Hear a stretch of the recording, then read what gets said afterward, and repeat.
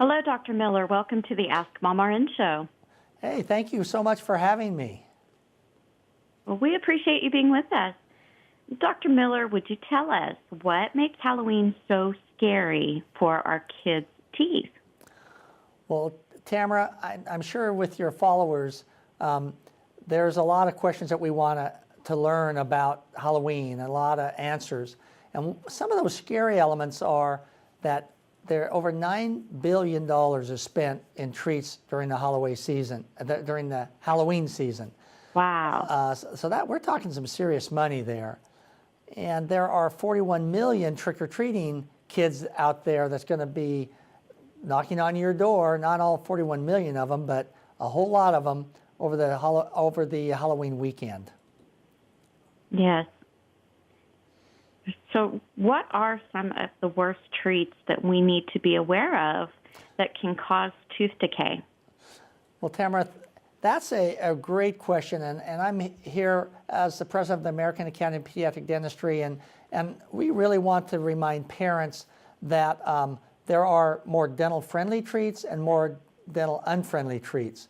And some of the unfriendly treats tend to be things like sticky, chewy type of candies. The sticky, chewy things get into the crevices of our teeth and sometimes takes hours to dissolve. The other thing people don't think about is in the sour candy category.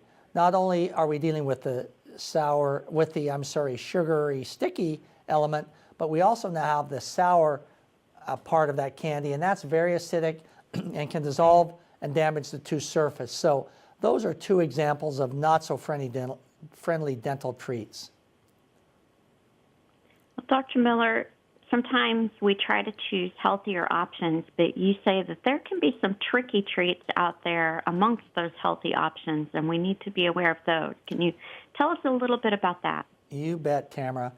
And one of those more tricky healthy options, a good example is a granola bar. Well, we all know that there are certainly healthy parts in the granola bar, but we also need to think about, hey, what's really holding that granola bar together?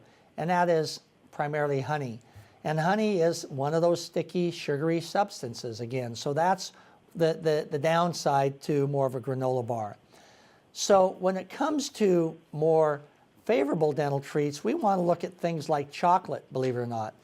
Chocolate, particularly dark chocolate, has the factors that make that more favorable is, you know what, it dissolves away from the teeth very quickly. So it's not sticky and doesn't stay there for a long time.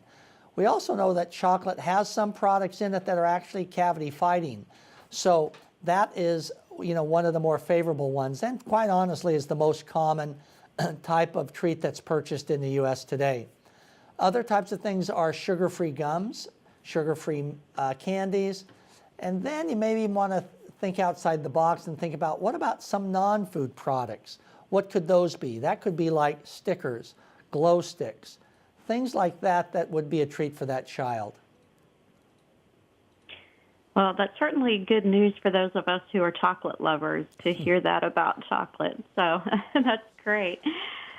Dr. Miller, what are some ways that we can protect our kids' teeth from the so-called mouth monsters this Halloween? Well, Tamara, I think one of the most important things to know in the cavity process, it's not how much sugar at one time, it's how frequent it is. So where we want to encourage kids to have whatever sweets or beverage they have at one sitting rather than munching and chewing on those products throughout the day. And as a dad of 3 kids myself, I'll kind of share with you, when I wear my dad hat, what we did during Halloween time. And what we did was, when Halloween evening was done, we all sat around the kitchen table, dumped out the candy, and then really divided those candies into more dental favorable candies like the chocolates and the more sticky, unfavorable dental products. And then my kids had the next 3 days that they could have their candy holiday. So that we gave them, after dinner, 30 minutes, they could eat as much candy as they wanted. And then after 30 minutes, the candy got put away. They were sick and tired of it at that point anyway. And then we went into the bathroom and brushed and flossed. So that's really, I think, one of the ways to approach the healthier approach to this Halloween season. Well, Dr. Miller, these are awesome tips. Thank you so much for sharing this information. And where can we learn more? You know, Tamara, the best resource to go to is the AAPD's website, specifically designed for parents and kids. And that website is mychildrensteeth.org. That is packed with great information and fun stuff for the kids. That just so happens during this Halloween time, there's a little quiz that kids can take to really learn more about the right decisions in the treats they choose.